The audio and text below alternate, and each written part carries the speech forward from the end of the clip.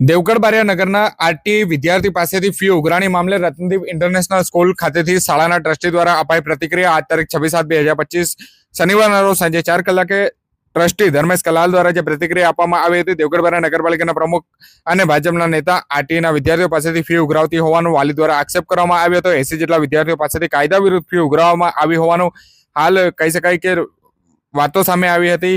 ભાજપના નેતા અને દેવગઢ બારિયા નગરપાલિકાના પ્રમુખ ધર્મેશ કલાલની જે દેવગઢ બારિયા નગરમાં રત્નદીપ ઇન્ટરનેશનલ સ્કૂલ નામની જે સ્કૂલ આવેલી છે અને તેના ટ્રસ્ટી દ્વારા જે આરટી અંતર્ગત એડમિશન લીધેલા વિદ્યાર્થીઓ પાસેથી 18,000 રૂપિયા ભરાવાનો પણ વાલીઓ દ્વારા આક્ષેપ કરવામાં આવ્યો હતો.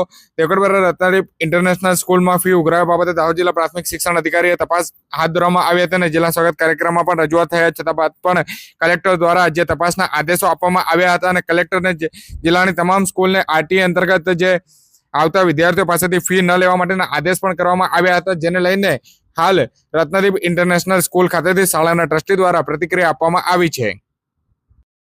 મારું નામ ગમા રમણલાલ પ્રભાતી છે. 2020માં મારા છોકરાને આરટી હેઠળ એડમિશન મળ્યું હતું. જે ઘડી એડમિશન મળ્યું ત્યારે મને કંઈ કહેવામાં નથી આવ્યું કે તમારે ફી ભરવાની આવશે. પહેલાં તો અમે છોકરો આવ્યો ત્યારે સ્ટાફ દ્વારા મને ફોન કરવામાં આવ્યો કે તમારે ફી ભરવાની રહેશે. તો મેં 5,000 રૂપિયા ભર્યા છે.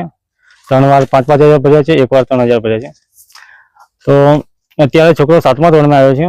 તો છોકરો શાળામાં ગયો ત્યારે પ્રિન્સિપાલ મેડમ દ્વારા કહેવામાં આવ્યું કે છોકરાની ફી બાકી છે અને ફી ભરો પછી છોકરાને શાળામાં મોકલો.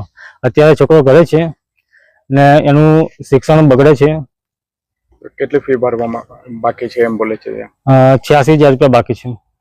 તો અત્યારે આપના દ્વારા ક્યાં અરજી કરવામાં આવી છે અને અરજીનો શું પ્રત્યુત્તર મળ્યો? મોદી સાહેબને અરજી કરવામાં આવી છે, મુખ્યમંત્રી સાહેબને, શિક્ષણ મંત્રી સાહેબને અરજી કરવામાં આવી છે. પછી ત્યાંથી શું કાર્યવાહી માટે બોલાવ્યો? કલેક્ટર સાહેબે મને 24 તારીખે દાહોદ બોલાવ્યો હતો સ્વાગત કાર્યક્રમમાં. ત્યાં આગળ કહેવામાં આવ્યું કે કોઈ પણ પ્રકારની ફી આપવાની આવતી નથી.